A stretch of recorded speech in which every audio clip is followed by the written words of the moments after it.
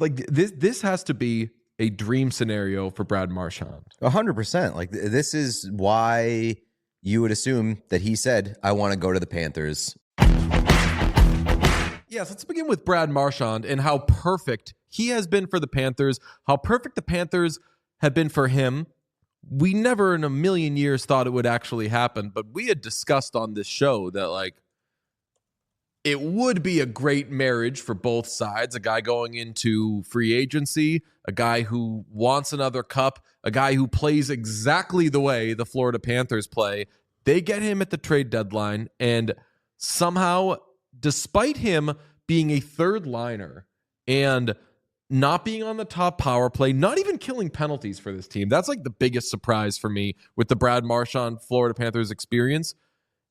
It has gone off without a hitch, Peter. He is tied for the team lead in points, and he's tied with one of his line mates, who is also a third liner. The Bruins tonight, when Brad Marchand plays in his first game of the third round, will get a first round pick for him. This has been amazing, definitely for the Panthers, kind of for the Bruins if they weren't going to keep him anyway. But like this has to be a dream scenario for Brad Marchand. 100%. Like this is why you would assume that he said, I want to go to the Panthers. And we said it immediately. We said it before it even happened. Like you mentioned, like the perfect fit. And he's been great. Obviously, he's a third liner who's like not really a third liner. And I really do think, I've said this before on the show, really do think that the difference between like a good team and a great team is a third line.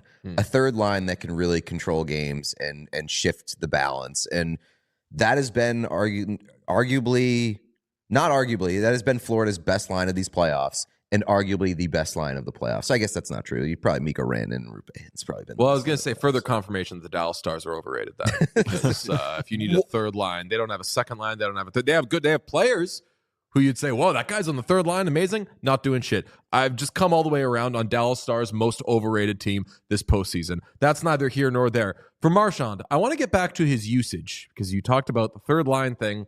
He is 10th on the team in power play time on ice. Right now he's playing on their second power play unit. That's fine. 12th on the team in shorthanded time on ice per game played. And that's especially crazy to me because famously, you only use 4 players on the penalty kill. This is one of the greatest penalty killers, I would say, ever. Yeah, but this is also a team that has 2 Selke finalists this season. Right. But those guys, like Barkov and Reinhart, I think are their second power play penalty kill unit. Correct. But like this team is full of guys committed to the defensive side of things. Right. So that's what makes this perfect for him at his age, which is he just turned 37 years old.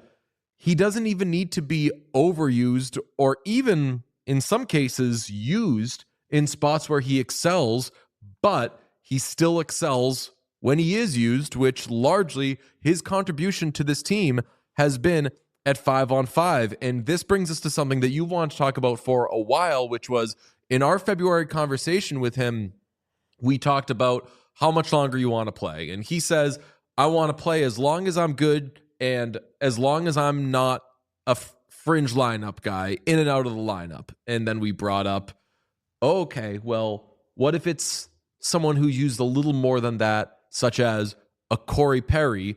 Here's that. And well, when you were talking about playing till you're 40, in my head, I was like, don't make everything about the Oilers. Don't make everything about Corey Perry. But I was like, brother, you began your career as like the best fourth liner in the NHL. Yeah. You could do that, not like do it easily, but like you could do that shit an extra few years. Yeah, it's not that I wouldn't.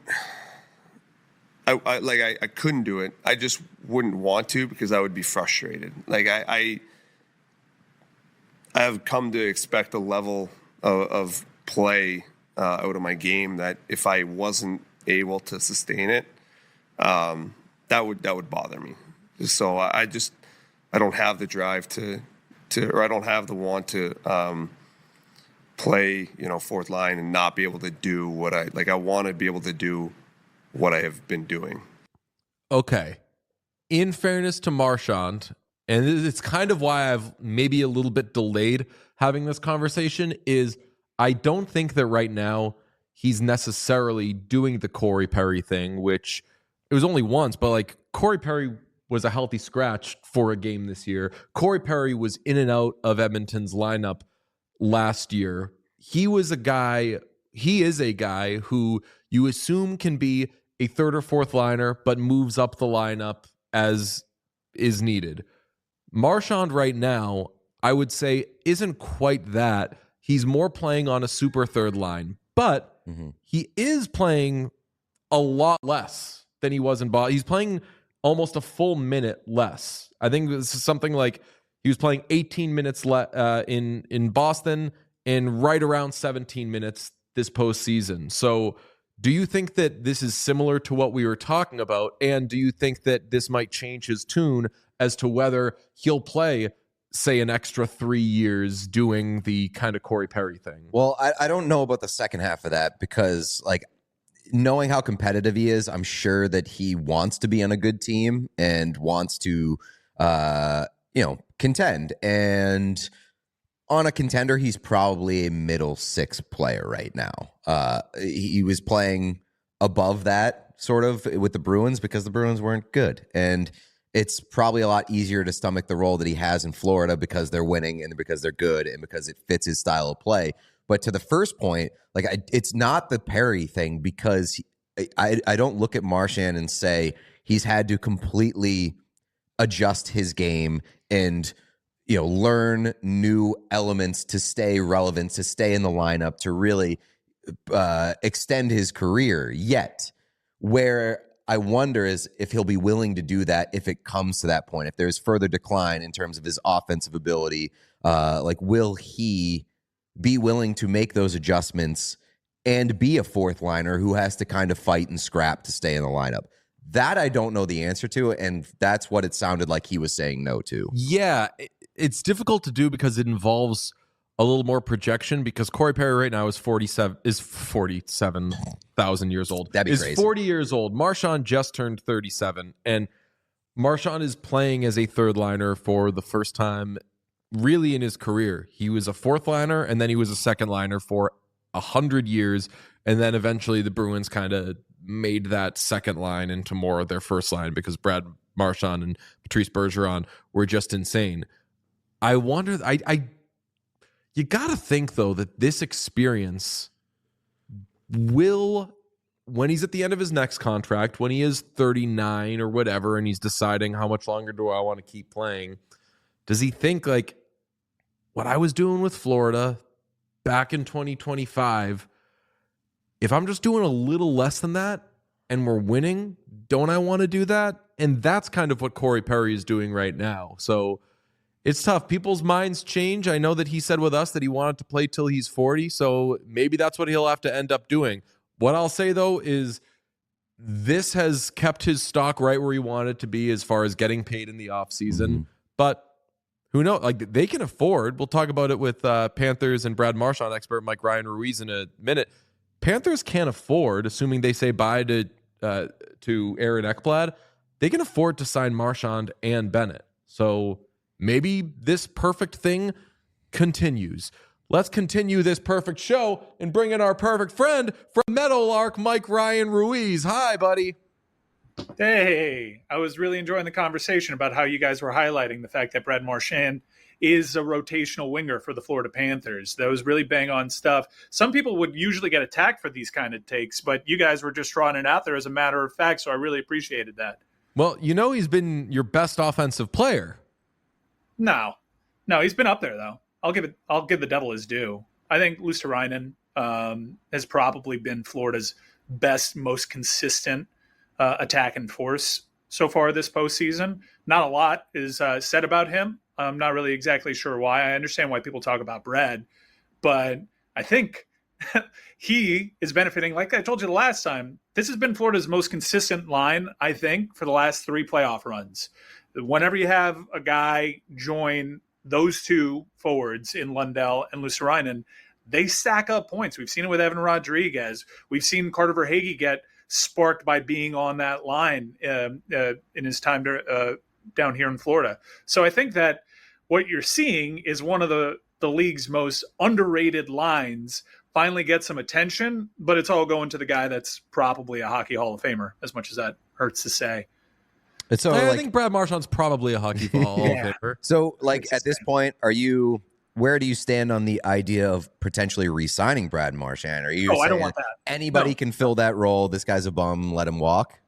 I think he's Tarasenko right now. I think the Florida's just going to keep doing this with guys, inject them into that third, fourth line, have guys that are veteran guys that'll come here, do the right things. Remember, Tarasenko was not reputed to be the kind of guy that would eat pucks, and then all of a sudden he dons that red sweater. He was the ultimate team guy, and he was a mercenary, and he got his value way up there for an offseason to cash in one last time. I don't think Florida should pay Brad Marchand a lot of money. If Brad wants to be here and give the team a discount, then that's something I'd have to swallow if the franchise decides it, while hating it along the way for the entirety of that contract's length. But I don't want him back. No, I don't want him here now. I got to push everything back that I said against was that. I got to push back against last time. Tarasenko had 9 points in 24 games during the Panthers that was run a last completely wrong thing that I was just moving past. Brad Marchand, point per game player through 12 games. Yeah, well, I mean, the bottom's going to fall out here eventually, boys. He's a blind squirrel finding a nut every game. I think my point remains that he's one of our rotational wingers. Jesper getting involved, he gets some playing time, gets a big goal. Gadjevich right now, like, you got to hand it to me. When it came to these wingers, there's not a lot that sets Brad Marchand apart outside of his point per game total. I mean, but he's also just such an identity guy. And if that is an extra kind of spray of asshole that this team loves to kind of rejuvenate, what's his identity? Florida did not need this. We were not deficient in whatever Brad Marchand brings to the table. Brad Marchand has been doing it his entire career before Florida made it their thing like a few years ago. So that's why it's a perfect fit. Right in the coattails. I'm happy that he's making positive contributions. Guys, this is not about me or Brad Marchand. It's about the guys wearing that sweater, the collective unit. I hate that you guys keep trying to make me the story. You got a bunch of headlines the last time I came here. Look, my position has not changed. Brad Marchand has improved on the ice. That's good. Glad to see him get it going. We'll ride it as long as it's here. That's fine. But right now, the Florida Panthers are looking to end the Carolina Hurricanes the way that I thought that they did 2 years ago, but they still think that this core can do something. So I guess we got to tell them with thudding finality, although you would think a sweep would have told them that 2 years ago. Not if you ask their head coach. Wasn't a sweep. It wasn't a sweep in his words. So maybe we have to show them what it looks like. It's unfortunate the way that the schedule broke. Not a big fan of that. I feel like Dallas and Edmonton should be playing today. If Carolina's going to get a game in this series, it better be this one. Because if Florida gets this one, it could be pretty bad, because I think Florida is better than they were 3 years ago, and I think Carolina is a little worse than they were 2 years ago. Y'all silly like the mayor.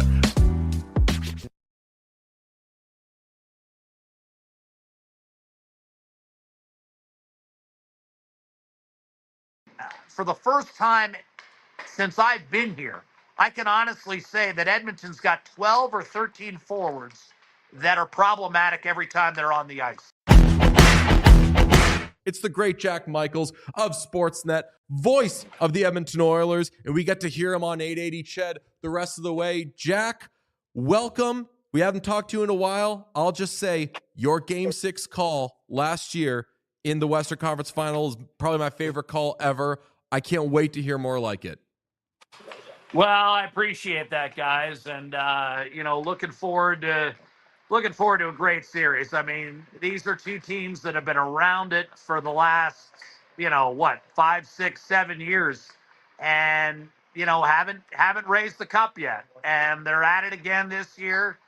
There's been some tweaks on either side, but last year Dallas was up 2-1 and 2-0 in Game 4 and let Edmonton off the hook. So I think you've got hungry teams. I don't know whether I would say that Vegas was as hungry as I expected. It was a tight series. It was certainly tighter than the 5 games it would appear. But I've always believed that, in this day and age, it seems like with each round, you step up in weight class. And fewer and fewer teams, like, say, the the 94 San Jose's. I mean, there's not there's not a lot of walkovers to be had at this juncture. And I think if you look at the East and the West, Florida and Carolina, Edmonton and Dallas, I mean, if there are margins, they are absolutely thin ones.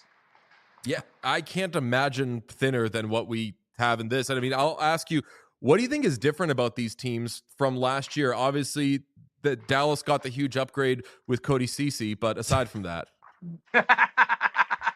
Well, I mean, number 96 is going to have something to say about the way this series goes, really on both sides. I mean, Jake Woolman has been instrumental. I mean, that was a real big pickup. I mean, Woolman and Klingberg have, I think, offset what a lot of people were fearful with the loss of Cody Ceci. You've added two veterans who've given you better minutes than anyone could have possibly anticipated. And it was interesting that Klingberg took that shot off his foot in the regular season and then, got it infected and he was out another month.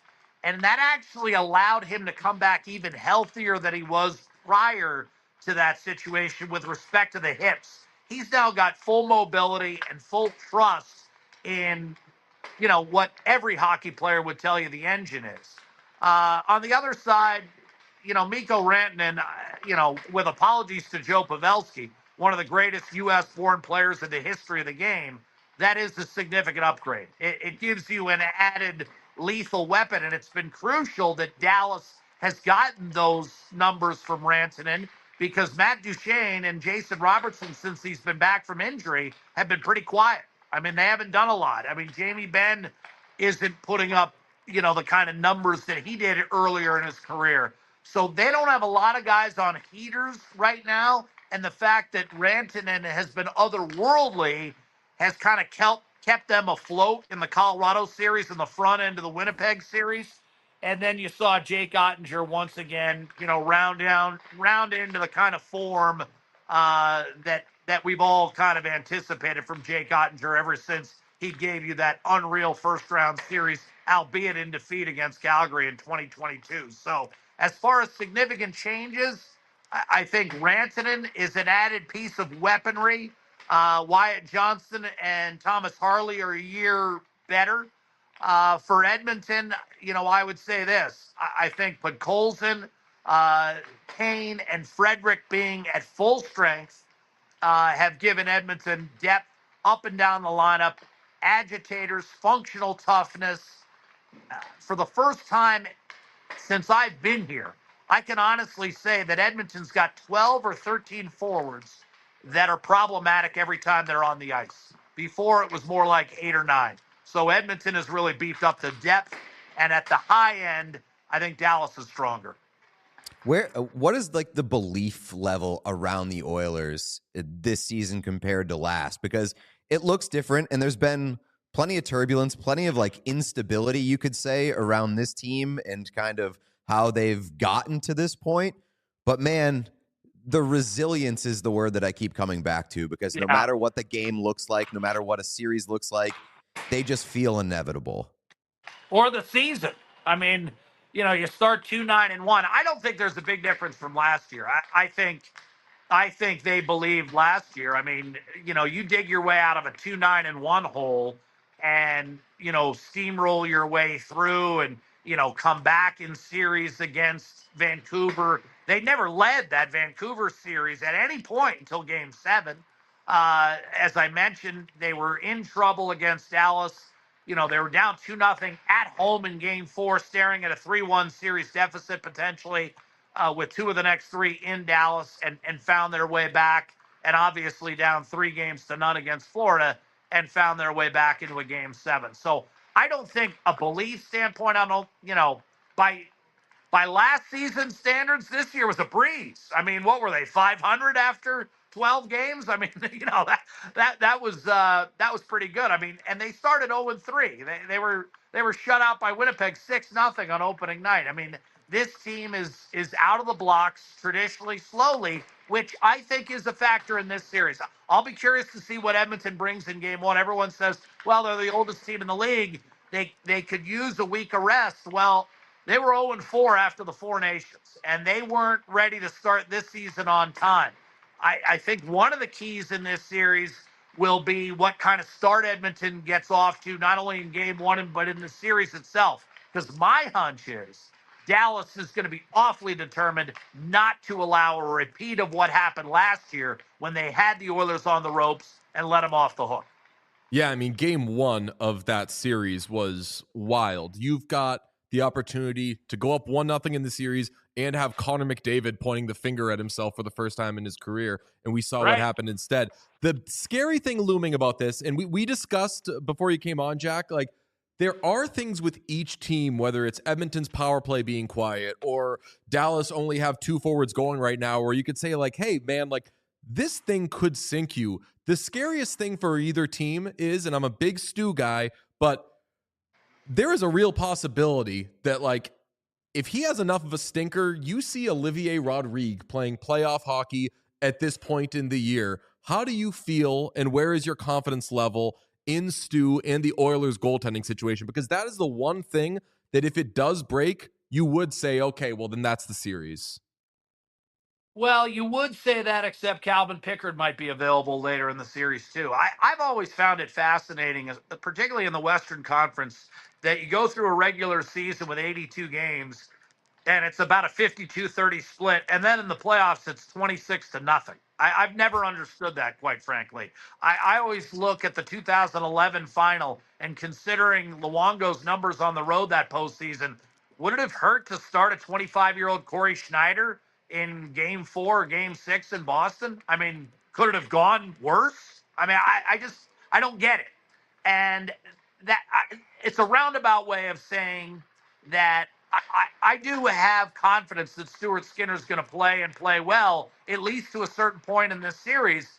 And one of the reasons I have that confidence is he outplayed Ottinger in last year's West Final. He went toe-to-toe with him, and I think he finished with a .922 save percentage in the series. Ottinger was barely .900, and Edmonton was shaking hands. And in Game 6, I believe the Oilers were outshot 34-10 and won the game 1-0. So Stuart Skinner has a lot of positive vibes going right now. He has that experience, and he also, oh, by the way, hasn't given up a goal in his last 127 minutes. So I think Skinner is ready for the first 2 games of this series. Are you saying to me, is it possible over the next 14 games, if Edmonton is to get the 8 wins it needs to win its first Stanley Cup since 1990, would I be surprised if a couple of those 8 wins didn't belong to Stuart Skinner? No, I wouldn't be surprised. They won't belong to Olivier Rodrigue. He's not going to play. Calvin Pickard might. I mean, the goaltending may not matter if they play as well defensively as they did in the final couple of games last series. And we haven't even mentioned Matthias Ekholm at this point. So, like, what does it feel like the Ekholm situation is going to be in this series?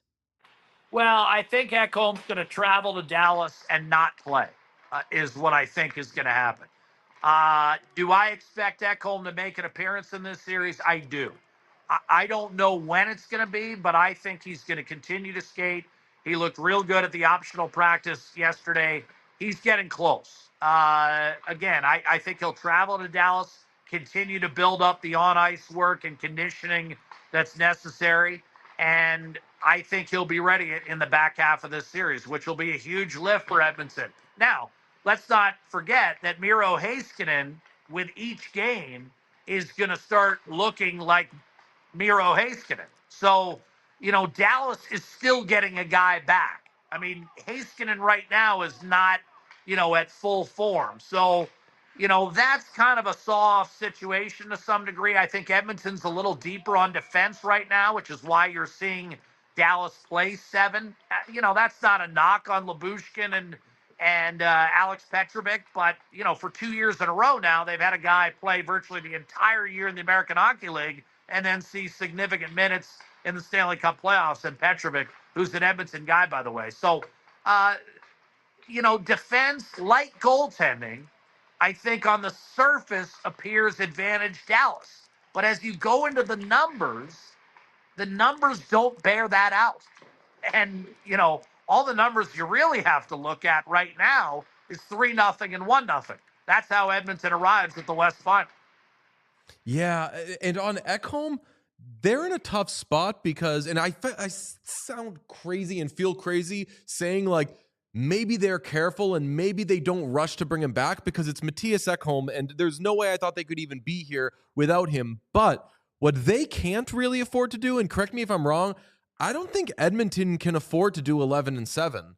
Like, I think Jeff Skinner deserves to be in the lineup, and they just don't have a spot for him. So I can't think of who they could really peel out of this lineup to go with 11-7 if you're going to ease him back in. Yeah, without a significant injury. And I think, I still think, we were talking about Pickard and Skinner. I still think Jeff Skinner is going to score a big goal for the Edmonton Oilers at some point in the Been Stanley saying Cup it all run. season, I really bud. do. I believe Saying that. it in like November. Yeah. I believe that. And I don't know why that is. I just have a hunch. I'd say this: you've got 13 forwards having scored. So to your point, taking one out would seem to be, subtraction by subtraction rather than addition. On the other hand, if you have concerns about Ekholm and you want an equitable share of minutes, perhaps you go that route and take out a non-penalty killer. That's going to be a tough call. I mean, do you sit Corey Perry for a game? I mean, he only missed one game this year, and he wasn't happy about it. It was a healthy stretch on the second of a back-to-back, I believe, in Seattle.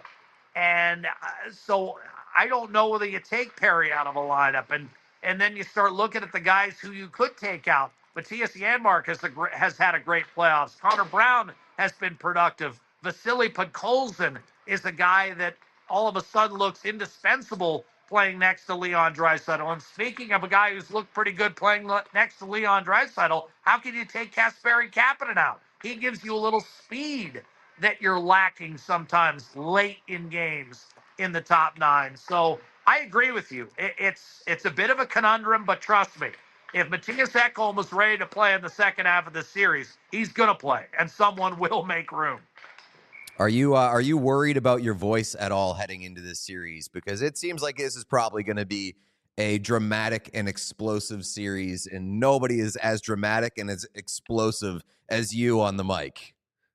Well, look, I would say this. The record has shown if I could survive 2-9-1, a 7-game series against Vancouver, the 6-game topsy-turvy affair with Dallas, and then perhaps the most memorable Stanley Cup final in the history of the Stanley Cup, I can get through what's ahead of me for the next month and a half. And Dallas is going to have a say. I mean, again, this series, guys, it's so tight. It is so tight. I would say this, Vegas on the surface was a 5-game series, but I don't think Vegas Edmonton was any, more different than Dallas and Colorado. It just happened to go 5. I mean, there were 2 overtime games and a couple of Adin Hill goals that he'd most certainly like to have back. If he plays better in that series, we might still be playing that series. So again, when you're at this point in the season, expect a long series, and this will be a titanic tilt. And the only thing that the Eastern Conference has going for it is I expect the winner of this series to be much the worse for wear. This will be a series, and that's why I give Edmonton a slight edge. I think Edmonton's the more physical team. I mean, I can't believe I'm saying that. Again, I go back to I've never seen this kind of depth from the Oilers, but they're a more physical, more punishing team, and I think more likely to survive the physical rigors of the series that's ahead of us than Dallas. And again, it's hard for me to say that, but that's what the additions of Kane and Frederick have meant to this Edmonton club. We all silly like the mayor.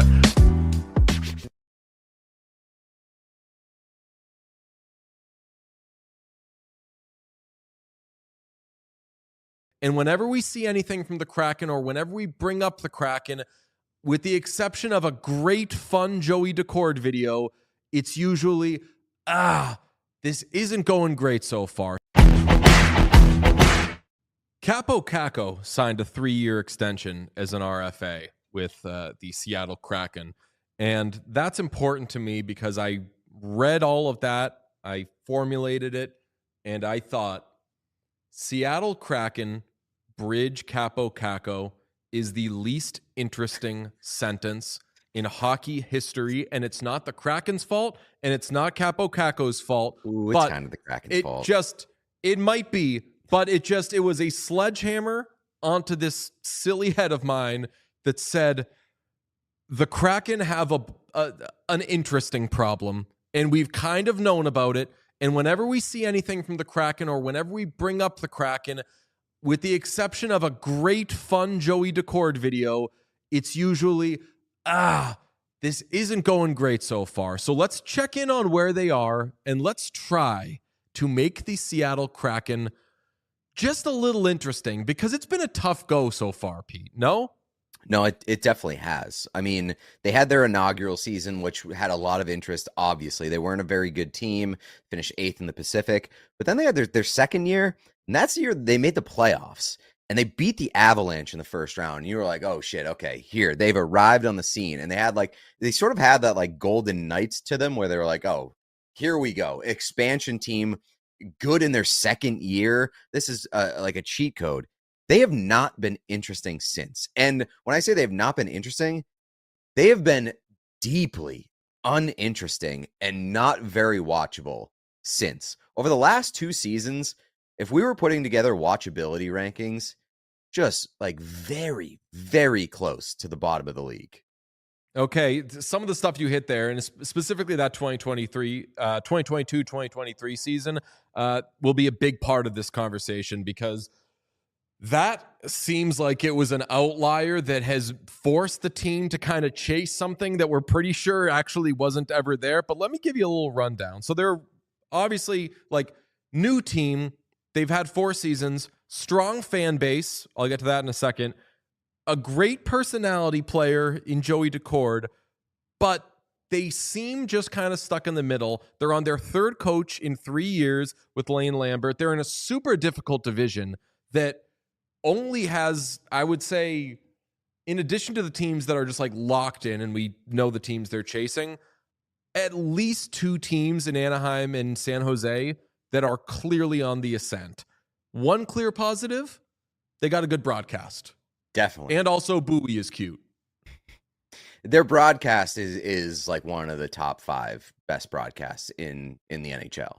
Forsland and Eddie O is like, that is a supreme, that is money well spent. Let's hit, though, the experiment so far. Seattle entering its 5th season. I'm going to throw some stuff at you that you already know, but when you hear it, I think will blow your mind.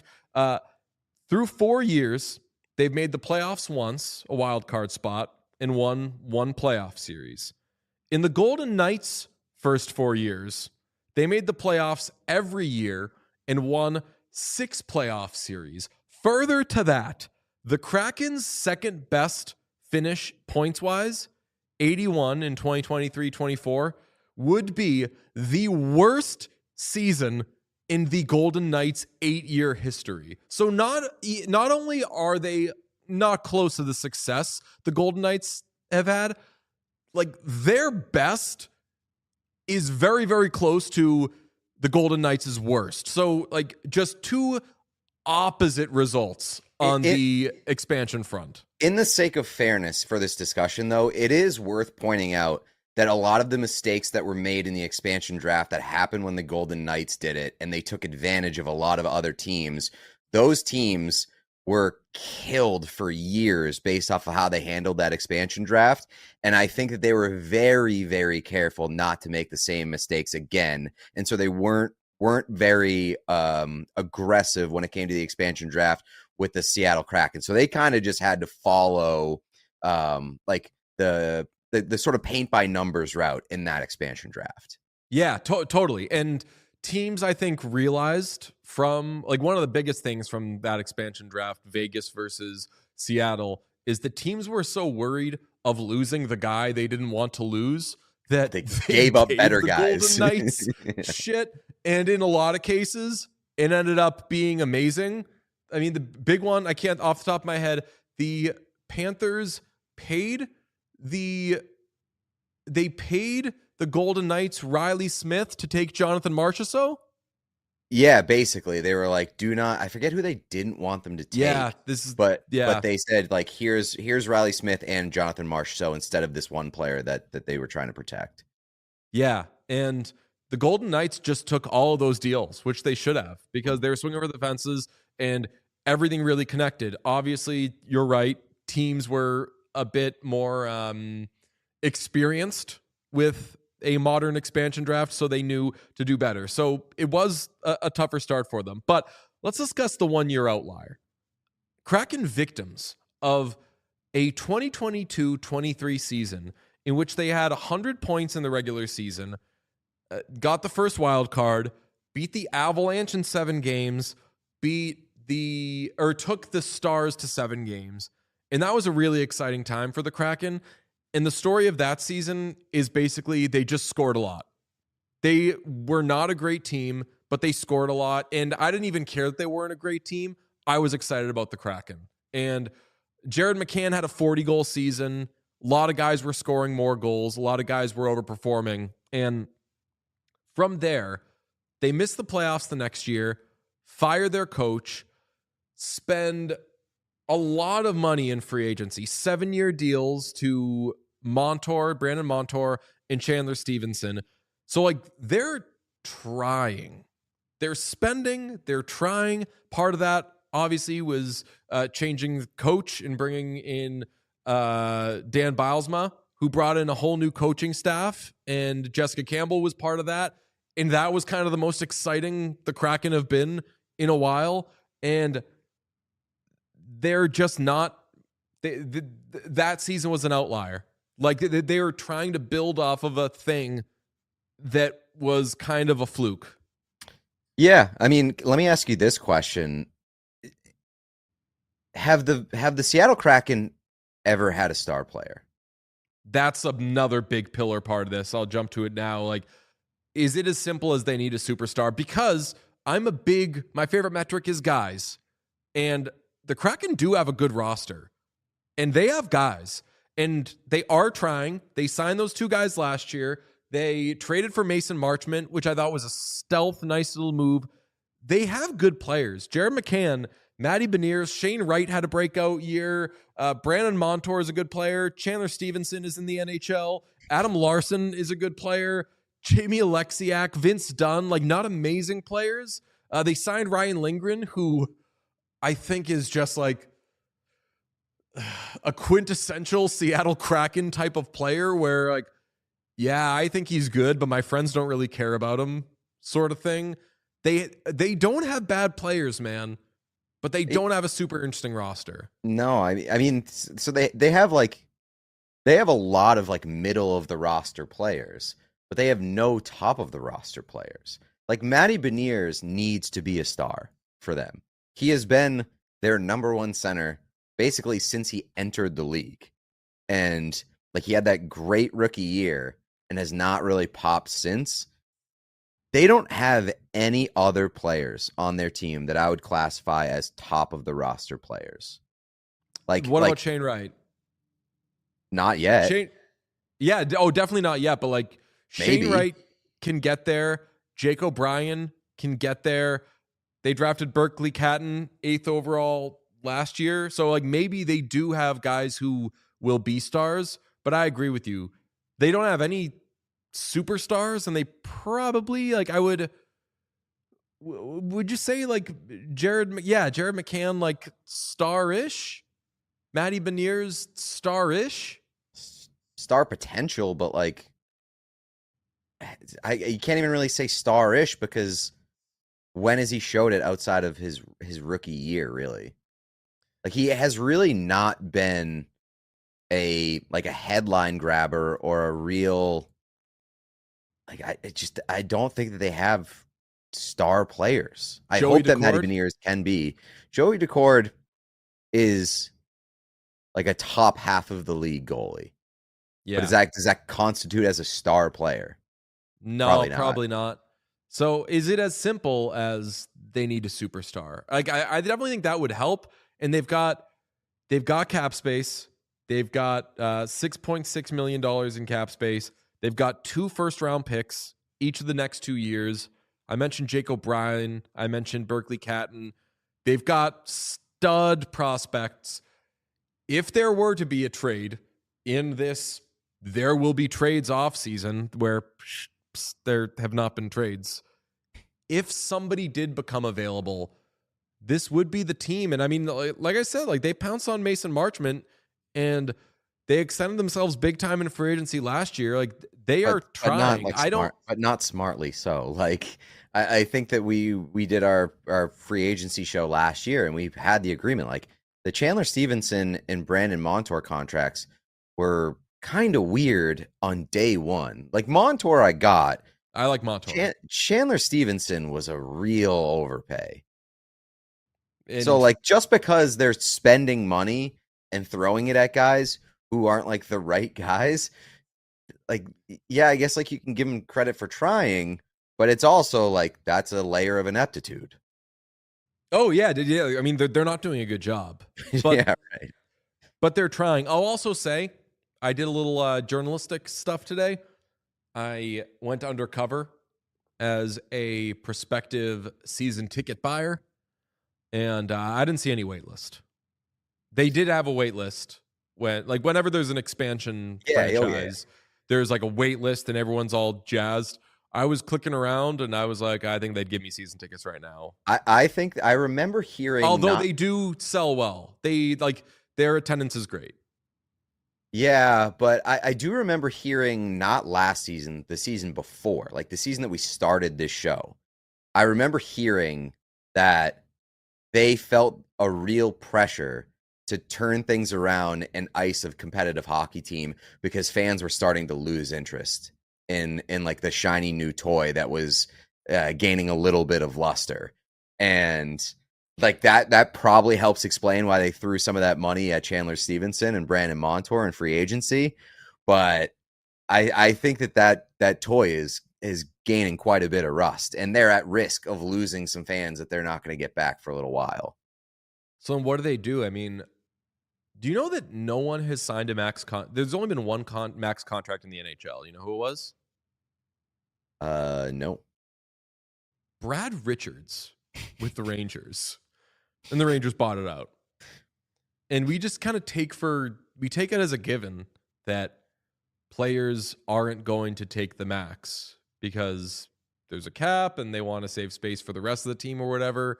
But if, God forbid, one of these, if Eichel or McDavid hits free agency next year, are they just, this team has been trying. You haven't said the magic words yet either. Yeah, no state income tax.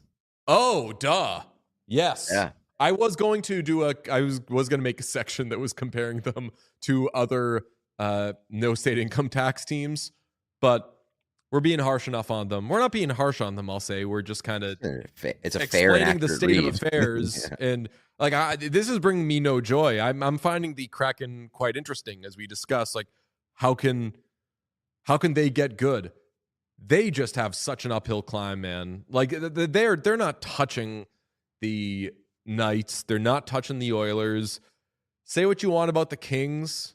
Like typically teams that were kind of locks for the playoffs, at least one will fall out the next year.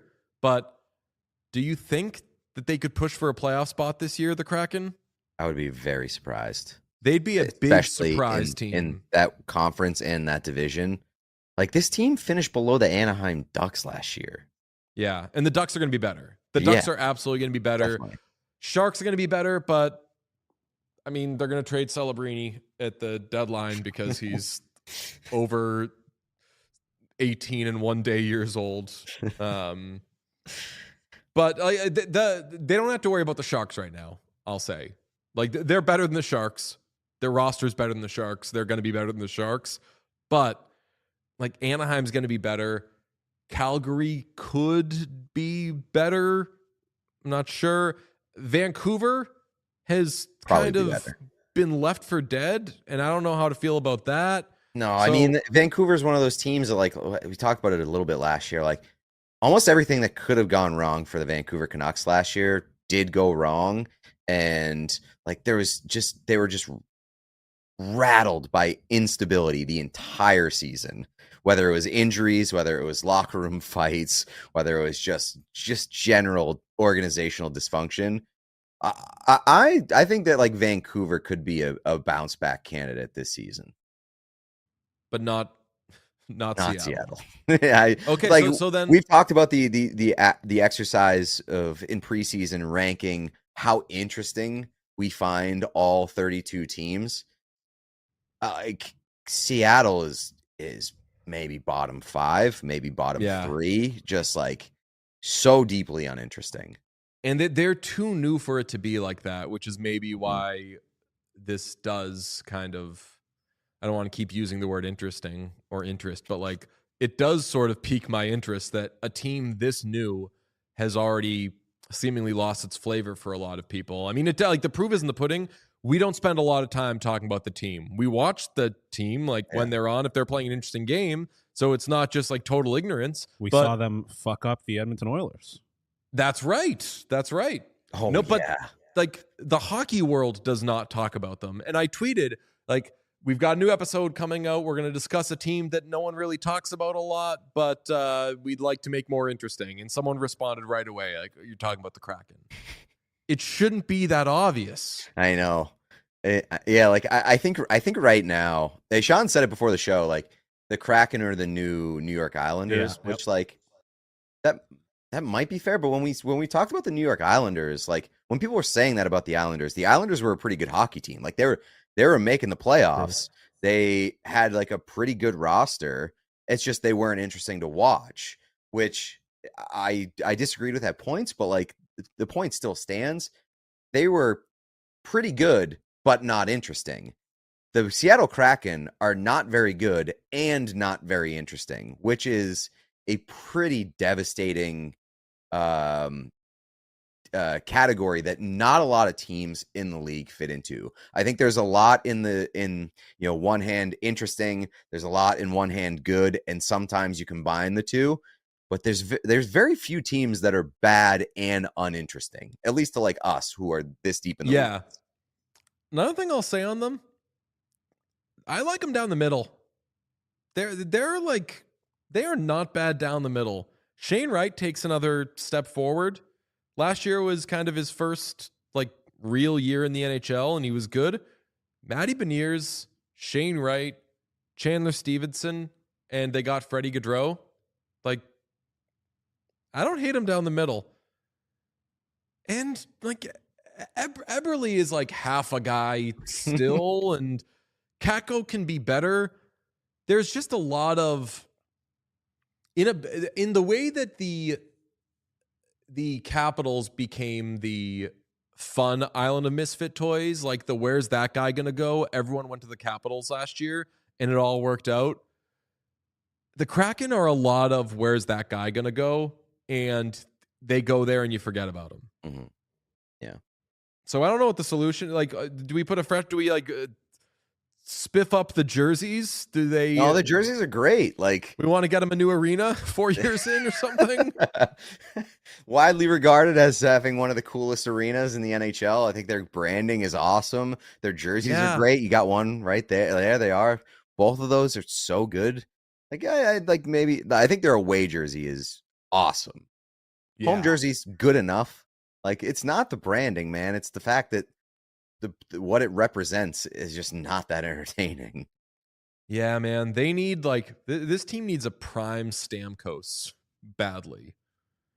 If they had like one prime Steven Stamkos, I mean, like at this point, I would even give them old man Steven Stamkos. Like the Predators are going to be trying to get rid of those guys real soon, most likely. Just give them to Seattle. Like, at least that will make them slightly more interesting, and then Nashville can go ahead and blow up whatever the fuck they're doing there, and we can get on with our lives. But fix two problems at once. Just give the Kraken Nashville's guys.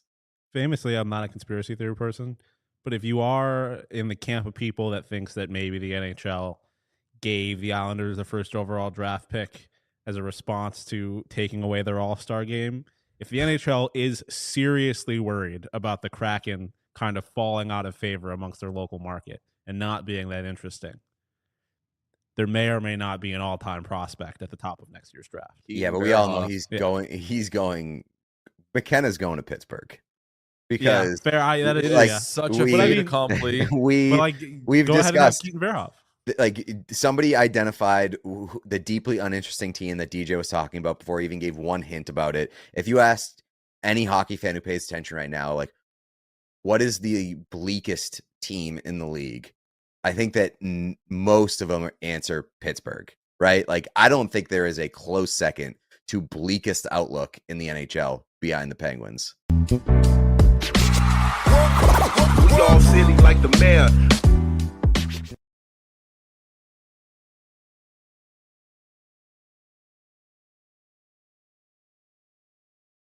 The difference is this. I think last year there was confidence, not only from the team, but the people that support the team, but uncertainty. Let's bring in the GOAT. Best to ever do it, Gene Principe. Gene, Oilers back in the Cup final. But unlike last year, you cut your hair at the beginning of this playoff run, and that changed everything, so now they're going to win. Yeah, you know what? I didn't cut it for the opening round, and then I got some very subtle suggestions that maybe for round two, if the Oilers were to continue on, that maybe I should cut my hair.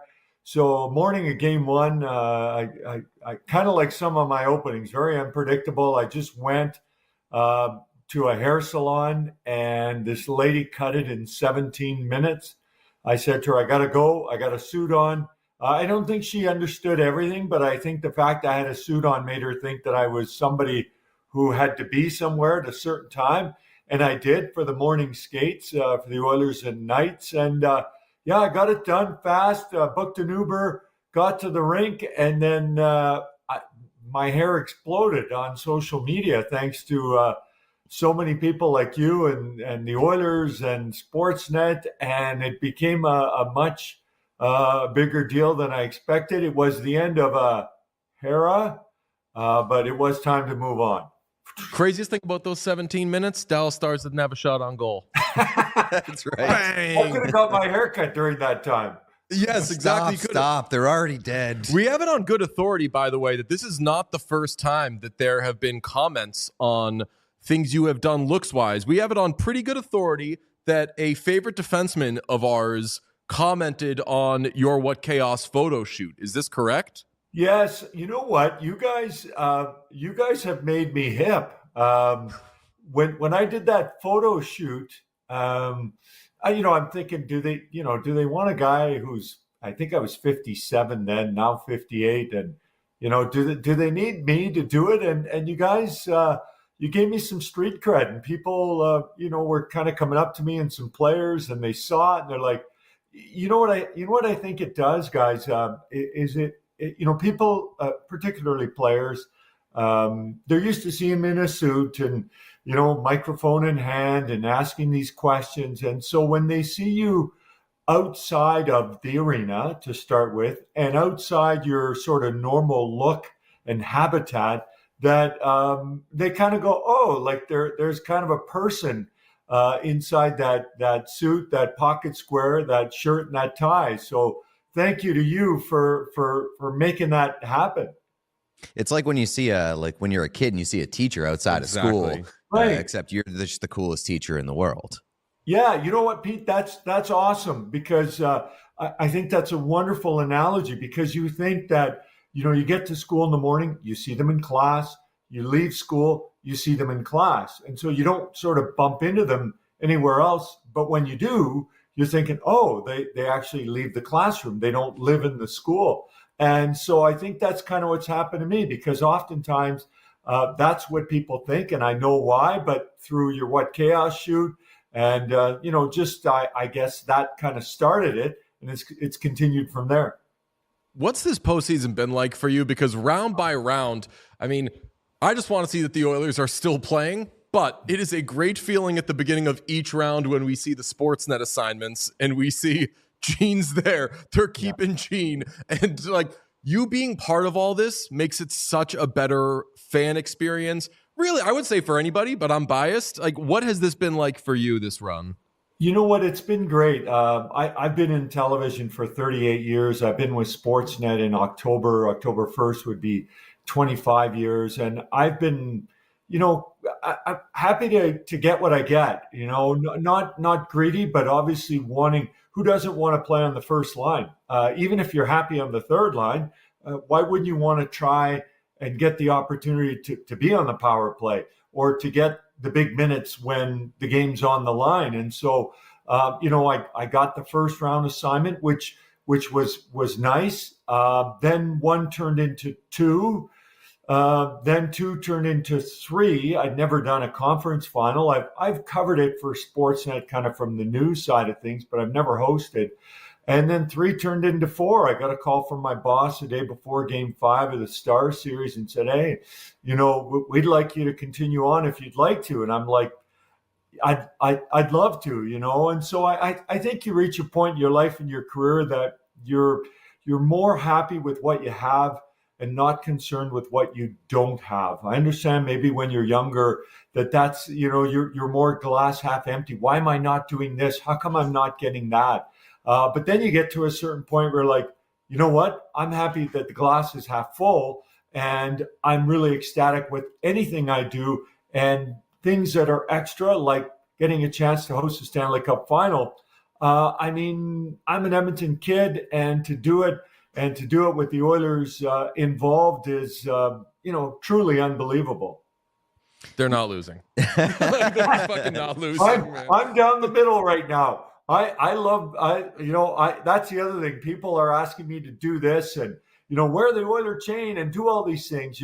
It's Hockey Night in Canada. It's a Stanley Cup final. And I'm down the middle on Florida and Edmonton, and people may or may not believe me, but when I'm on TV, it's unbiased. It's hopefully somewhat professional, and it's not leaning in either way.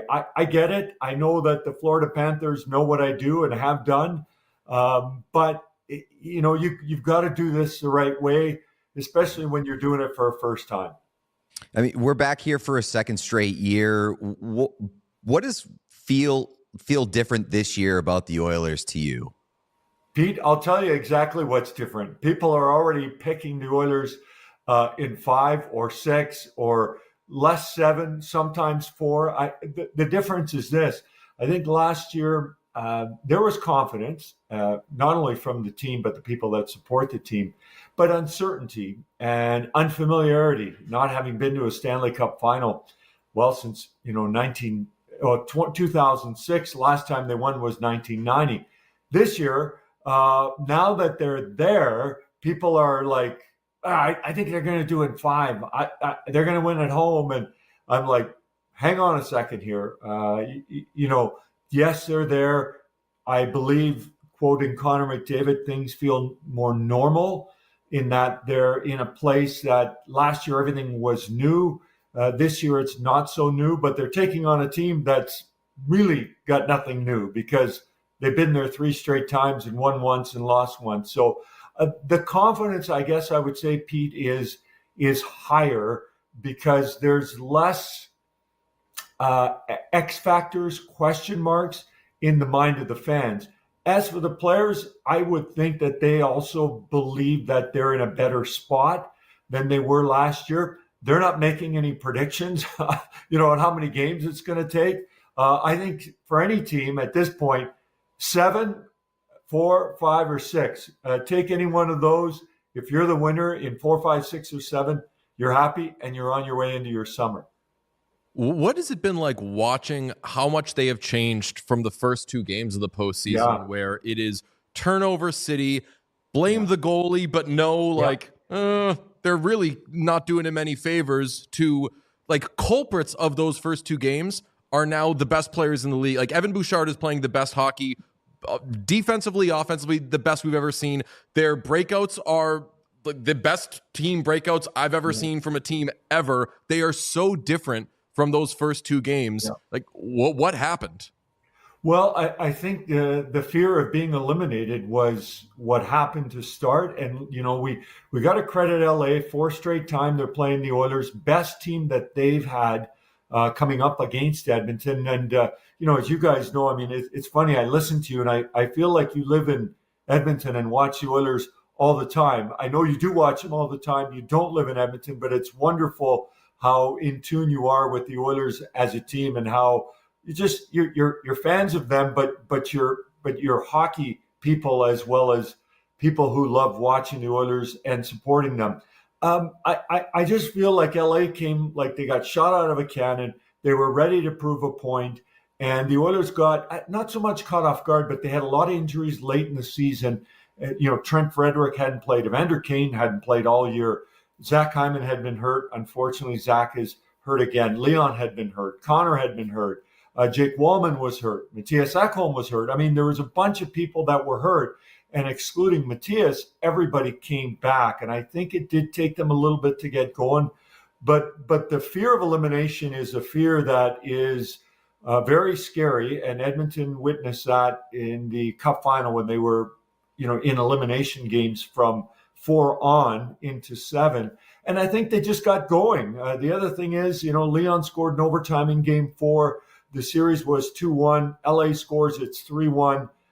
You're in some trouble. Any team is. But once they got to that point, I'll say this, it's kind of weird to say because the Oilers are now into the Cup final, but I think games 3 and 4 of that LA series might have been kind of the hardest mentally, emotionally, physically, because of the opponent and because of the situation they were in. I mean, it was a serious grind, and they were only even. I mean, they were only tied at 2 wins apiece, and then it was a best of 3. And from there, it was onward and forward. I mean, Vegas, really tough team. The Oilers, bottled them up and were wonderful with back-to-back shutouts.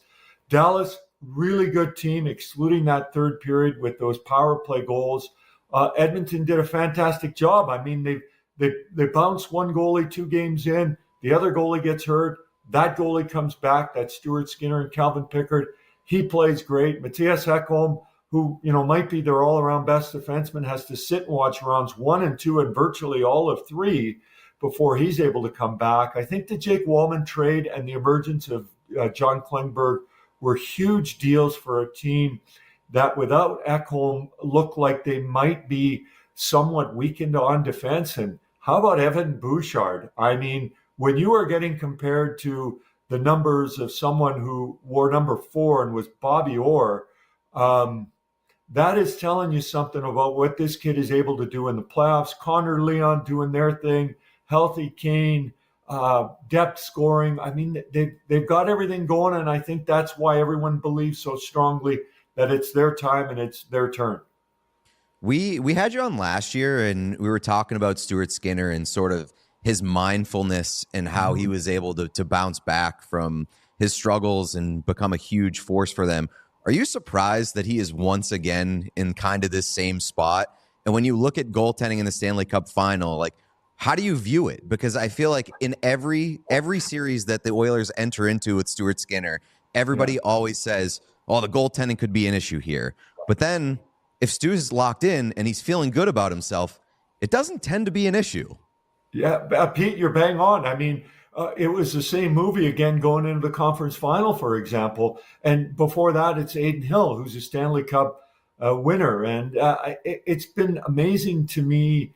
I wouldn't say Rodney Dangerfield-like, but a little bit, I get no respect. Like, if you're Stuart Skinner, I mean, he's only 1 win away from winning a cup, and then I think there's just a certain amount of respect that just gets handed to someone because of that. And so Stewart comes in and listen, you saw, game 5 and Jake Ottinger's going back in the net and then gets pulled by Pete DeBoer. It's tough. And the days when I grew up and your number 1 goalie was your number 1 goalie and you went with that guy, someone would have to snap a limb for you to put in your backup goalie. Well, Chris Knoblauch, 2 games in, boom, you're out, Stuart. Like, what? And it wasn't the wrong move. They win 6 in a row. Then Calvin Pickard gets hurt and Stuart Skinner doesn't win his first game. Then it's back-to-back shutouts. including an overtime in Game 5. Then they start this series again, and it's Jake Ottinger, represented his country, was at the Four Nations, and Stuart, looks like he's the second best goalie in the series. Not the case. So you're right, and that takes a lot of mental toughness, awareness, and also closure in closing out things that you think may impact you. I thought Stuart had a wonderful comment prior to the Dallas series, is that, different people approach social media in different ways. And he said, there was a time where he would see, 1,000 positive comments about your goaltending, and he'd see one negative. And he said that was the one that he would take to bed with him. And he couldn't kind of shake that. So he said, that's it. I'm off. I'm out. I'm not listening to anybody. And so it's interesting, because when I think there is that noise outside, I'm not sure Stuart's aware of it. He's not on social media. The people he's around, his wife, his kids, his teammates, his family, that's not going to be a conversation that you're going to have. And so I feel like he's insulated unless he hears it, feels it from the media. And then that's a different story. But he was asked a question about that, and he goes, what noise? Like, what are you talking about? And I believe him. And he's just such a thorough, complete person in analyzing, in learning, in taking defeats and turning them into victories. And, in life, there are no victories without challenges. And I feel like Stuart is that guy who is able to somehow take those defeats and be at the lowest points and somehow find a way to uplift himself, his team, a city, and put Edmonton, in this case, into the Stanley Cup final. Well, we were not foolish enough in the first round when he lost his job to say, okay, he's never coming back. They're going to lose. We said, this is the worst. Would we be surprised if he comes back and he does what he did last year? Probably not, because that's just Stuart Skinner. We were lucky enough to have an Oilers player on the show this year. It was great. Just want to play a little bit of our conversation with him. I don't think anybody can say one poor thing about Gene. Like, everybody loves Gene. It's just the fact. Like, everybody in the locker room loves Gene. He's just, I don't even know how to explain it. Like, he's just Gene. Like, if you know Gene, you know that he's just Gene, and he's the friendliest, nicest guy and the most supportive person, and does his job really well. So, just an amazing person. Now, Gene, that was a question about the power play. He just put that in there. But that's Zach Hyman. When you see that, and we were talking earlier about like when you show players a kind of different side of yourself, like, that all those players love you. So what's it like when you see that? Well, very nicely to replay that. Interesting how he segued from the power play to how great he thinks I am. And listen, that's he's calling me an awesome guy. I right back at Zach. You won't meet a nicer person anywhere in any walk of life, and you two know that. He's just a kind, caring, open-minded. I showed him a little letter earlier this year from a young boy. And, we discussed role models, and this young boy has had some medical challenges, and he's watched Zach and listened to Zach. And Zach basically was his shining light in getting him to feel better, to be more positive, to start skating, to play hockey. And I showed Zach, and he wrote this incredible letter on the back and said, I'm going to get a signed stick for that kid. I want to make sure he has it. And so that tells you a little bit about Zach. I think that's one of the reasons I'm doing the Stanley Cup final is I've had some wonderful post-game interviews. It's not the question, but the answers have been so thoughtful and caring. And, we appreciate you, Gene, from the players, or thanks a lot. Always nice to talk to you, Gene. And, and I think if you're a boss, you kind of see that and hear that and go, if it ain't broke, why are we trying to fix something like this? It seems like he's got a good rapport. It's the team that he covers all year. And I think it might be setting up towards what things might be like, in the future. If Vancouver's in a final in 3 years and Dan Murphy, who's a great guy and a great broadcaster, maybe he's hosting. So, but it's very humbling. I always feel like it's the reason I have this job, and the reason I can do what I do in my job is because of the people around me and the players. And I've always felt like when someone comes to talk to me, when I do an interview, whether it's on camera or off camera, when that player leaves, I hope they're kind of like, I'll go back and talk to Gene again, as opposed to, wow, I don't want to talk to that guy anymore. So the players have made my job a lot easier. And, when you're around so long, you're like that table in front of you. You're kind of part of the furniture. They show up. They see you day after day, year after year, and it's been a wonderful working relationship. Born and raised in Edmonton, I remember at 17 celebrating the first Stanley Cup in 1984. Back then, there were no watch parties. We would go down Jasper Avenue and high five strangers and say hello and hug, and that's the way we celebrated the Cups back then. And so I know Oiler fans are really intent on celebrating another one, but there's this team called the Florida Panthers that are adamant and will do their best to win back-to-backs. With regards to Hyman, we know what he can do on the ice. We know that the Oilers are a big next man up team, and they will do their best to replace him. But to you, how much are they going to miss him in the room? Because we saw the clips from last year and like how invested he is in this team, how much he loves those guys, and kind of how much of a heartbeat he is in there. How much are they going to miss him on a day-to-day basis in that room? Pete, great analogies. I think, D, all of the above when you describe Zach and what he means to the team and what he's done for the team, the organization, the city, oil country. It was great post-game from that Game 5 victory. Leon's on the phone and he's FaceTiming Zach. We love you, Hines. We miss you, with Ryan Nugent-Hopkins and Corey Perry. I mean, this really is a beloved player, and circling back to when he arrived on the scene, he flew himself and his wife out here during that window before free agency. He wanted to look around. He wanted to see the city. He wanted to be in it to see if it was a right fit for him. And that just showed you his commitment to wanting to go to a place where he thought was going to be best for him and his family. A family now with 3 boys. And it's tough. One game, Jeff Skinner stepped in, scored, and was fantastic. Over the course of a series, that's more difficult, and that leans to Edmonton having more depth. I think that if this happens a year ago going into the Cup final, I don't know if Edmonton gets to 7 games. I mean, Zach had 70 goals last year between the regular season and the playoffs, and those are just his numbers. The things that we get a snippet of, Pete, that you mentioned, it's amazing the kind of leader that he is, because I think there's some leaders that just do. There's some leaders that say, but I think in Zach's case, he does both, and those are hard to come by. He will be around at home. We wait to see whether he would join the team on the road, not because he's going to play, but because it's having a resource like him around that a younger player can go talk to, or if Zach sees something and points something out. It's a big loss, and I know they're going to miss him, but it's about not so much doing it without him, but doing it for him, because they know how much he's given to this team to get to this point. The other side of it is we love Jeff Skinner. He's been on the show before. What a guy.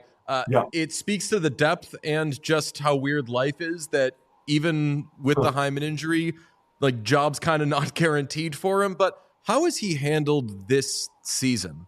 I think he's been incredible, DJ, to be honest with you. I'm not so sure that many players who were first-round pick in 2010, who played over 1,000 games, who are getting in the vicinity of scoring 400 National Hockey League regular season goals, that had never played in the playoffs, plays one game and then sits and sits and sits and sits and sits until someone's hurting. And he may still be sitting if, Zach hadn't been hurt. So, but lots of smiles. I think that Jeff, at this point in his life and career, is truly happy to be around and wants to compete, wants to be part of the victory process.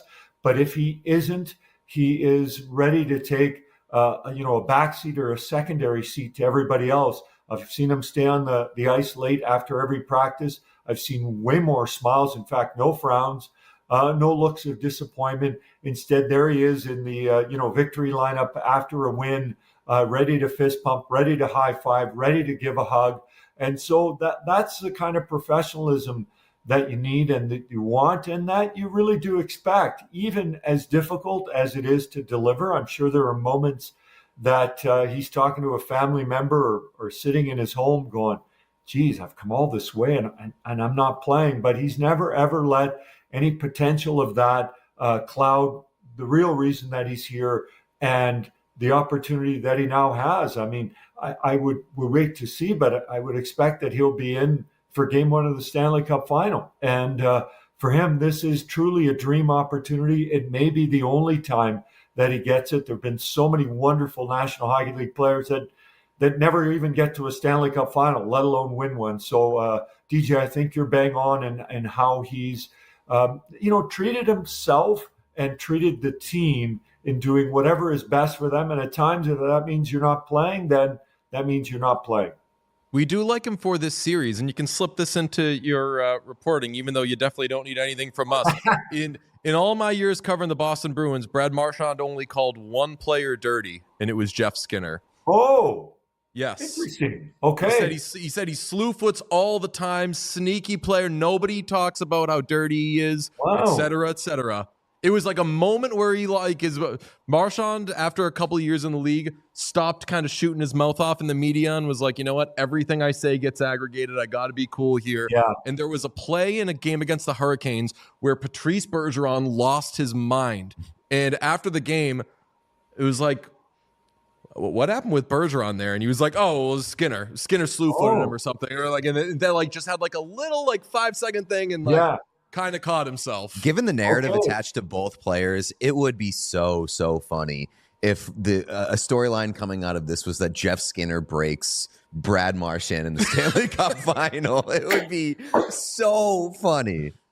Quite possibly the most unpredictable outcome. I mean, I got to tell you, Brad is a living example of what it's like, and not to suggest that we know he's got a B on his heart, and that will be there forever.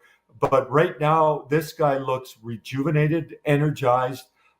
He looks like a guy who is back in 2011 trying to win a Stanley Cup. It's been incredible. I mean, I never thought it was a bad trade, but I didn't think it was going to be this great of a trade for the Panthers and for Marchand. And I look forward to Media Day. I've always enjoyed, it's only twice a year that I get a chance to cover him, excluding playoffs. But he is a very unique guy and an incredibly unique player. And I'm not sure what it'll be like, whether he runs into Jeff Skinner or him and Corey Perry get into a conversation. That'll be a lot of fun. I wish one of them is wearing a microphone for whenever that happens. Oh, he loves Corey Perry. Yeah. We had him on this year, and Pete asked, would you do the Corey Perry thing of just play till you're 100 years old and be a fourth liner? And he gushed about what Perry's doing and then said, no, I can't do that. I just want to be on the first line. But what do we know? Because now Corey Perry's on the first line. Well, and Brad Marchand's on the third and seems to be having a pretty good time with it. So things could change. I do want to ask you, I know you're from Edmonton, but do you get the sense that Canada is pulling for the Oilers? Yeah, I think it's been, it's been a little bit of a slow process. Credit to the other Canadian teams, because through one round and then into two rounds, that there were other Canadian clubs involved. I mean, Ottawa made the playoffs. Toronto was there, of course. Montreal, Edmonton. There was a lot. Winnipeg. There was a lot of excitement. But then, certainly, as you got to the third round, that's it. It's Edmonton, and I think that the train has been going slow enough that you can jump on.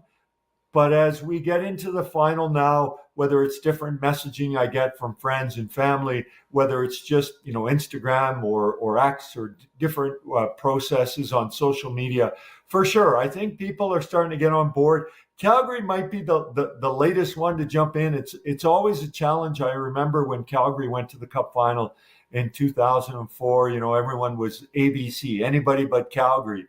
And Edmonton was not jumping in, but I think, guys, not to mix sports and politics, but the way things have evolved in the political scene, over years, but particularly over the last number of months.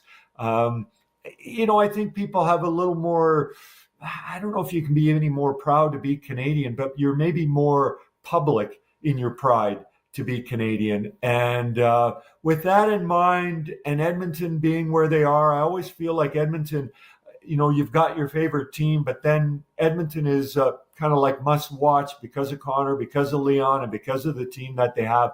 So I do feel like the country, a majority of it, is cheering on Edmonton. That may not have been the case early, but it is late.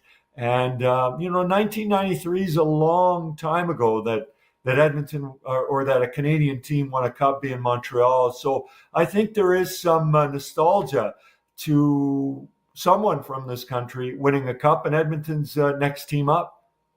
Gene, thank you so much for talking to us. You know that we love having you on. We'll see you in person at some point in the next couple of weeks. I don't know when, but we will cross paths, and it'll be an absolutely great time. I love it. I look forward to it. You guys do a wonderful job. Keep it up. You've gained lots of fans and respect and love with what you do. So keep it going, and I look forward to seeing you in person. We love you. You're the best. Thanks so much. Take care, boys. We all silly like the mayor.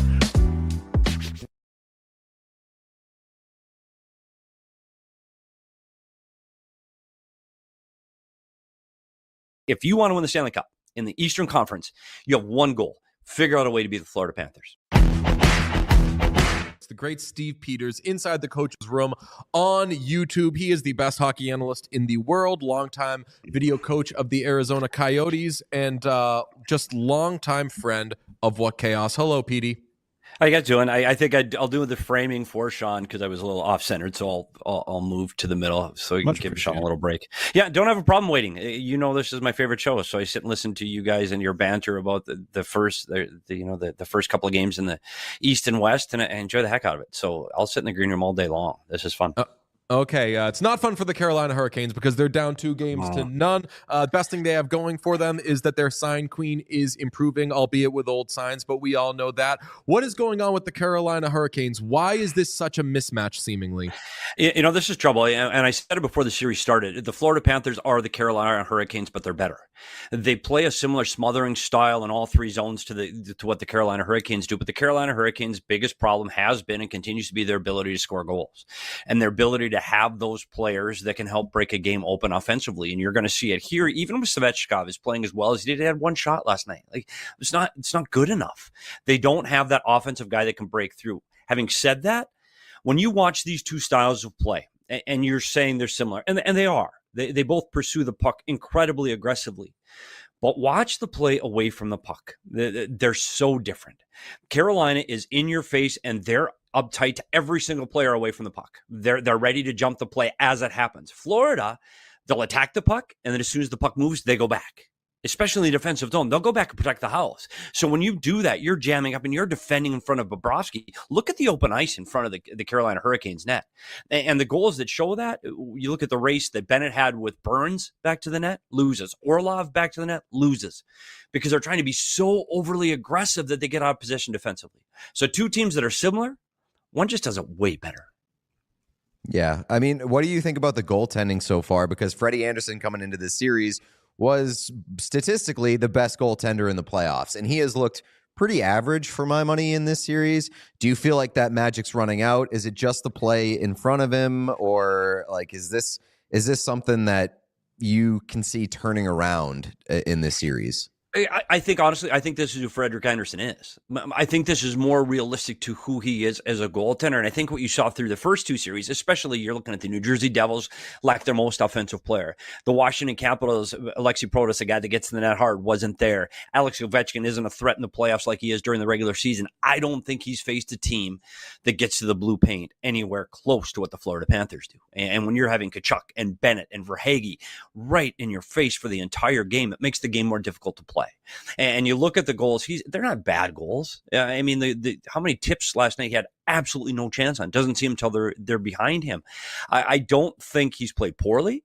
I think this is who he is. I don't think Anderson comes up with those 5-alarm bell saves consistently.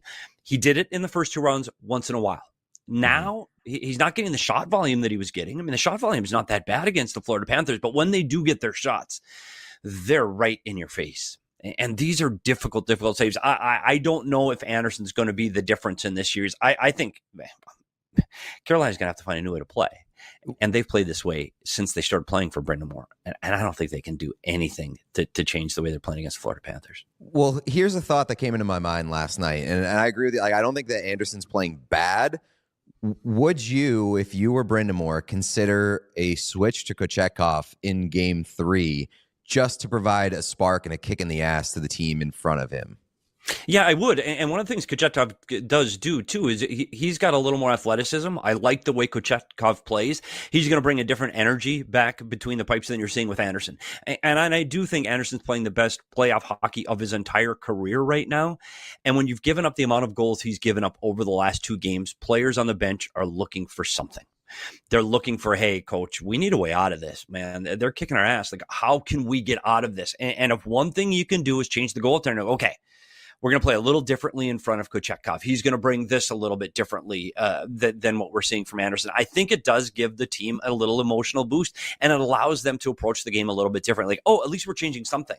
Maybe we have something different. It's a different game plan versus throwing the same thing at the wall going, gosh, I hope it sticks this time against Florida. So, yeah, I like that move, Pete. I don't know if they'll do it with the numbers he's put up, but I do like that move after the amount of goals he's given up over 2. Another big question that everyone was asking after that game, given that with a 1-8 seeding, this would have been a first-round matchup. It would have been the Panthers at the Hurricanes, just like it is in the Eastern Conference Final now. And people are seeing this lopsided series and asking, if this could have been gotten over with earlier in the postseason, is that an indication that we should go to 1-8? I've got thoughts on this, but as somebody who spent a ton of time in the league, I'm wondering yours. I think it should be, and I think you can see it in both sides. I think the Dallas Stars matchup with the Colorado Avalanche happening right off the bat was one of those that you'd like to see later in the playoffs, because I think they were potentially the 2 best teams in the West at that time. I mean, Edmonton has improved as they've gone on the series. And I think as a hockey fan, you want to see the competition ramp up. You don't want to see this in the Eastern Conference Finals. I mean, really? Like, honestly, last night it's 4-0 and you're okay. Like, is there something else on? And that's bad for hockey. You want to see these matchups get better. And there's been so many good matchups in the Eastern Conference to this point. I do think it's time to change it. I really do. And I think people are tired of seeing, again, it's about the audience. Have we seen enough of LA Kings and the Edmonton Oilers in the first round? Let's see something different. And I hope that it gets brought up. I know it won't change, and it's nothing. The NHL isn't quick to make these kind of changes, but you're right. This really reflects that, gosh, maybe we do need to make some changes so we get that competition later in the series. I would go to 1-8 just anyway. I think that's fine, and it changes things up from getting the same matchups all the time. But I think that there are 2 reasons as to why I push back on people seeing that game last night and saying this needs to change. One, Panthers, respectfully, once the Leafs were out of it, might have been doing this to anybody. This is the reigning Stanley Cup champion. They added Brad Marchand, and they added Seth Jones, and Matthew Tkachuk is getting healthy. Like, this all kind of makes sense that the Panthers are still rolling. The other side of it is you look at the matchups and what it would be, and yes, this would have been a first-round matchup, but then you look at the West, and no, you would not have gotten Stars Avalanche in the first round. The Avalanche would have played the Kings, which would be a pretty exciting matchup. Do you know who the Stars would have played? They would have played the Edmonton Oilers. It would have been Stars Oilers in the first round. So it's pick your poison. You can't always get the series that you want. And what a shame it would be if what we're seeing right now, especially based on game 1 in the Western Conference Final, that would be more of a shame than having the Avalanche and Stars play in the first round this year. So it would be an upgrade on one side, a downgrade on the other. Yeah, and you got to play ready to get there, right? Like, if you want to hoist the Stanley Cup, it is the most difficult journey in sports to get through this daunting gauntlet of 2 months.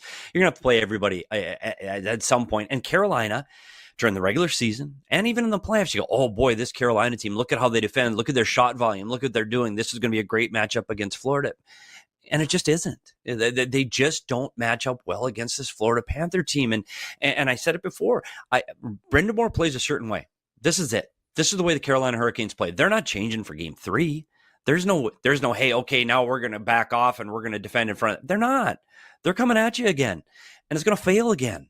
And they may get swept, and Brendan Moore will say, we didn't get swept, but we did get swept. We didn't lose 4, but we did lose 4. And the series is going to be over. And Carolina's going to be left scratching their heads again, going, gosh, 1 through 82, we beat teams. Because guess what? Teams don't play like this game's 1 through 82. Teams don't respond with the pressure that the Florida Panthers are playing like right now against the Carolina Hurricanes on a Tuesday night in Columbus. You don't see the Blue Jackets push back against this aggressive style. In the playoffs, you do. And I think you're going to have to find a different recipe if you're the Carolina Hurricanes, if your goal is to get past the Eastern Conference Finals, which is an amazing goal, by the way, because there's only 4 teams left, 28 teams are sitting watching. Carolina's great to get this far. But if they really want to get to the next level, they're going to have to change something in the way they play. Yeah, I get what you're saying, like getting to the conference final is an accomplishment, but like they haven't won a conference final game since the iPhone was invented. Like, that's fucking crazy.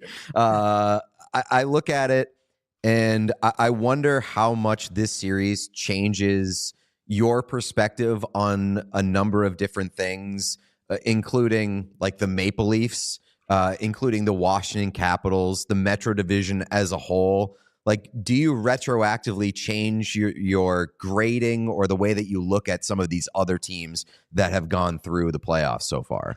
It's hard because every year we say the same things about the same teams, and they continue to not correct the thing that you think is the reason they're not getting there. And the Toronto Maple Leafs have gone with glitz and glamour and speed and high skill, and we go, okay, well, let's do it again. And we're going to do it again. And we're going to do it again. And every year we go, well, what about their goaltending? What about their ability to defend? What about their grit in the playoffs? Man, next year they're going to throw out the flash and dash again. I do think at some point you have to go and look for a team that really wants to be successful. You got to go back to the drawing board and go, okay, this is our identity and it's not working. Like this is who we are, but we got to blow this up and we got to try something different. Now, do you want a Matthews on your team? Yeah, you do. But you can't have a Nylander who doesn't turn a wheel defensively. You can't have a Marner who isn't gritty enough in the corners to help get you through the Florida Panthers and hope that it works next year, because it's not going to. And I think that that's what we're seeing in these playoffs. Everybody, if you want to win the Stanley Cup in the Eastern Conference, you have one goal: figure out a way to beat the Florida Panthers. That's it.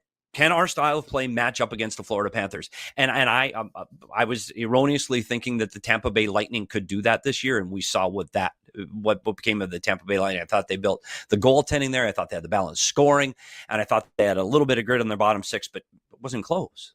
So I think if you do want to hoist the Stanley Cup, you do have to right now take the top team in your conference and go, okay, that's what we have to beat, and that's what you're gonna have to beat next year. Like, you might lose a few pieces from the Florida Panthers, but their identity of who they are and how they play is going to be the same. So teams better stock up on how are we going to get past the Florida Panthers next season. That's why I kind of look at the Capitals differently. And I know it's probably not fair. And to say that we all knew that the Capitals were kind of an overachiever this season, but to hear Spencer Carberry say like, oh, we're like a mile away from the Carolina Hurricanes, and then to watch the Carolina Hurricanes get to the Eastern Conference Final and appear miles away from the Florida Panthers. How far away are the Capitals from being a team worth taking seriously? Or is it just kind of like, would they match up better maybe against Florida? It's funny because this is a team that I hadn't, being at the bottom of getting into the Eastern Conference in the playoffs this year, the Washington Capitals. They had a surprising year with Protas and McMichael and Pierre-Luc Dubois, all played above expectations. I think the emergence back of the offensive Jacob Chychrun really helped propel this team offensively. And I do think the grade 8 chase really became a bonding point for this team. So they are all pulling the same rope. I think that was a driving force to what made this a special season for Washington. I still think they're missing pieces. And I think they're missing pieces for a playoff run. I think, again, games 1 through 82 are different from 83 on in the ability. You're seeing the physicality pick up in all of these games. The hits are almost double what they are during the regular season. The pace is just different. I think Washington answered some of that speed with the young speed that I think impressed me, where they took a step ahead of where Pittsburgh is, where they're just old and slow and going backwards. Washington is not a rebuild, it's a retool. I think Washington is getting in the right direction, but you're right. They're still pieces away from trying to compete with the Florida Panthers in a playoff series. But do they match up better than Carolina? I think they do. And I think they do because I think they defend in front of their net better. And I think that's the big problem that you're seeing with Carolina is even though they're so aggressive in the defensive zone, they're leaving too many holes. And I think Washington would have been a better matchup. I still think they get beat, but I think they would have been a better matchup. I mean, I hope at least somebody was a better matchup than what we're seeing right now. But we saw, again, like, second best team in the playoffs, Eastern Conference this year. I don't know how you could disagree with it, is the Maple Leafs. So, like, that just happened a round earlier than maybe you want it to happen. And this could have been a fun Eastern Conference final, but it wasn't. Multi-parter on the Western Conference final. PD, I know that you went through this with a fine-tooth comb.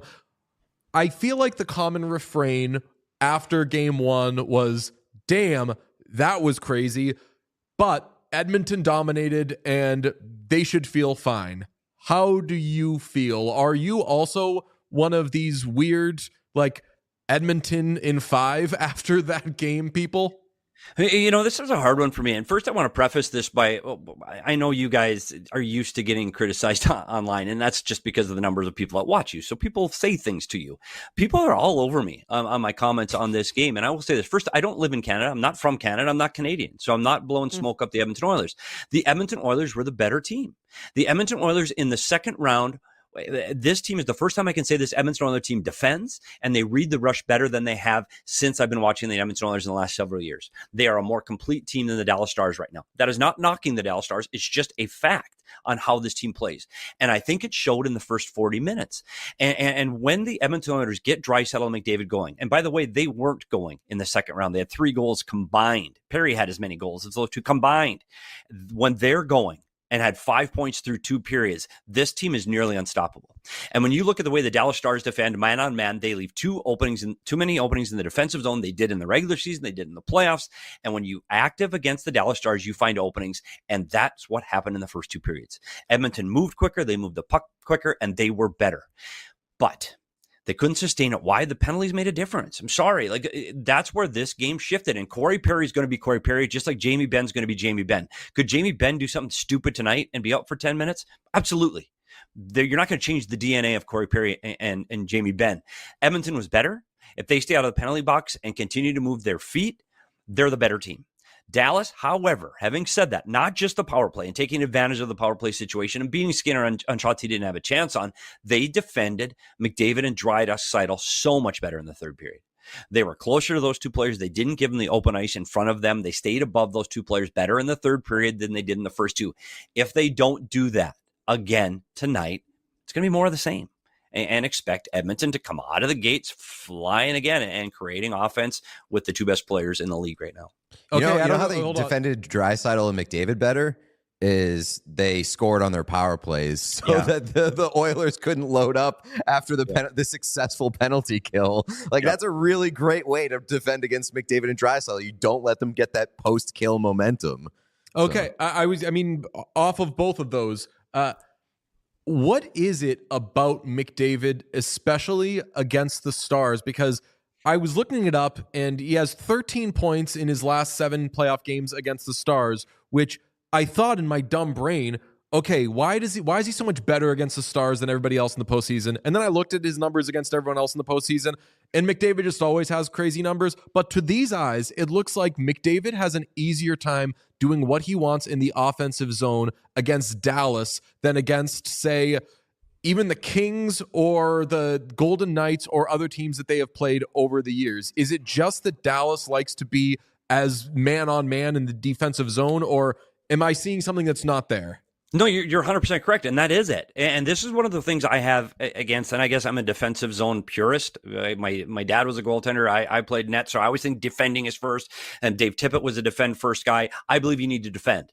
And when you play man-on-man against a team that is incredibly quick and incredibly fast, you watch the goals. McDavid and Draisaitl both pull up to the blue line in the offensive zone. They'll come low, and they'll go high in the zone. What does that do? That takes the man that's covering you with you. And oftentimes that's a defenseman. And you're pulling that defenseman all the way out to the blue line. Who's going to win a race from the blue line back to the front of the net? Bischel or McDavid? Well, McDavid is. So you pull him up high, and then you drive, and you use your speed to get back to the net. And Dallas doesn't have an answer for it. When you look at their matchup with Vegas, Vegas is a zone defense. They'll let him go. McDavid gets to the hash mark, the defenseman will let him go, and he'll just drift back to the front of the net. So that area from the top of the circle to the front of the net's not there.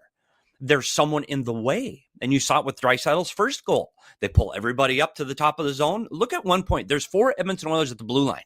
What does that do? There's 4 Dallas Stars at the blue line. And then it's just a matter of Draisaitl beating him back to the net, which he does clearly, easily, and get to the net. So, yeah, the defensive zone system, for me, the Dallas Stars need to make an adjustment. It's hard to change from man on man that you've played entire season and how many years under DeBoer to go, okay, all of a sudden we're going to play zone.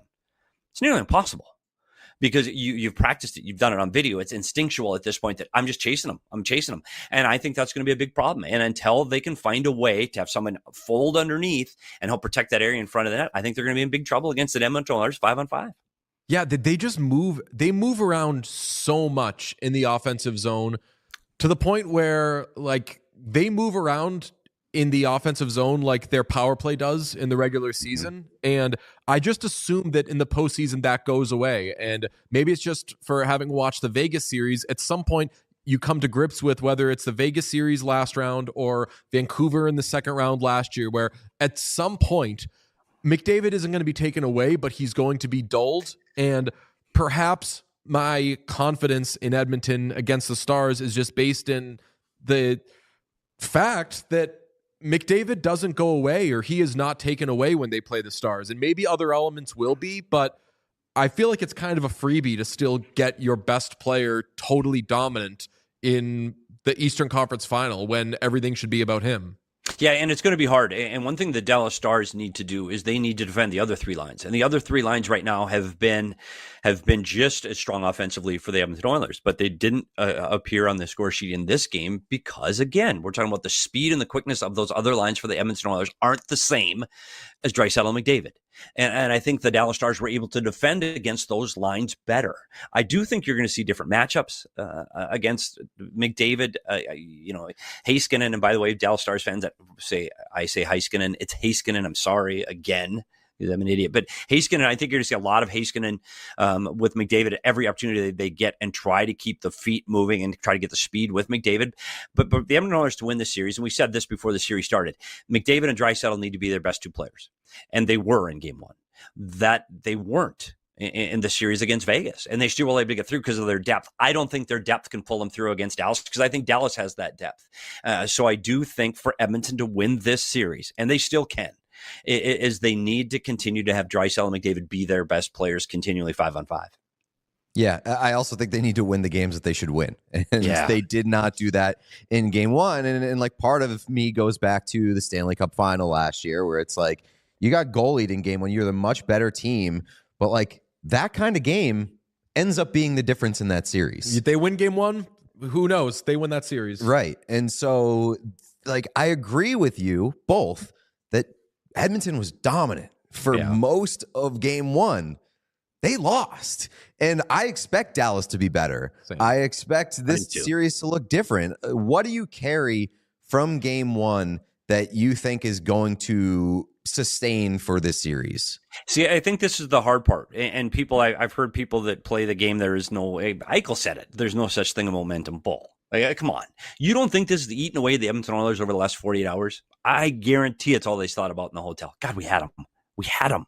And it slipped away. It is hard to get over that hurdle when the puck drops at 20 minutes on the clock in the first period of game 2 and go and put that all out of your mind. You can say it. You can try to say it. Hey, we're putting that one away. We're throwing it away. But it's hard.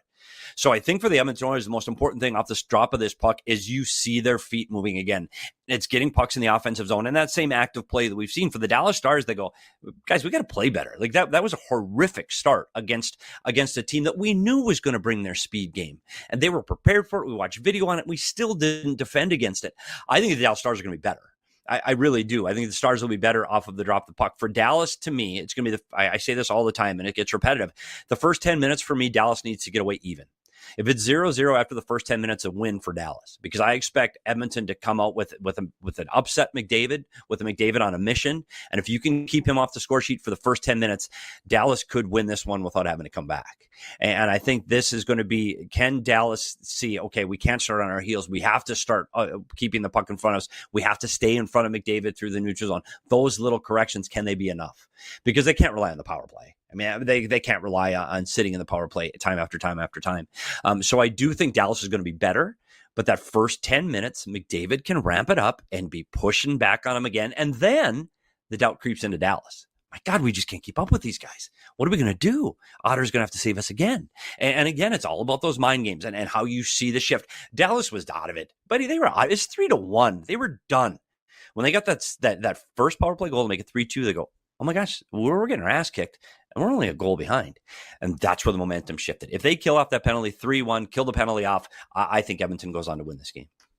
Okay, Steve Peters, you are the best. We say it all the time. You can find him S Peters Hockey on Twitter and the various socials, but really subscribe to his YouTube channel. It's Inside the Coach's Room. He is the Rick Beato of hockey, and I am not kidding. He's as handsome, he's as fun, he's as creative, and he's as knowledgeable. Let's go. Thanks, Dave. Yeah, and I appreciate it, guys. And again, stop yelling at me on the internet. If you disagree, just say a nice comment. I disagree. God, do you guys yell at you like that? I guess someone don't get me started. Yeah, we get creative ones. Twitter's been broken and my notifications haven't refreshed for like 36 hours, and it's been the most beautiful and peaceful 36 hours of my life. Thanks for having me on, guys. I really appreciate it, and I'm excited to see how this series continues as it goes on. We all silly like the mayor.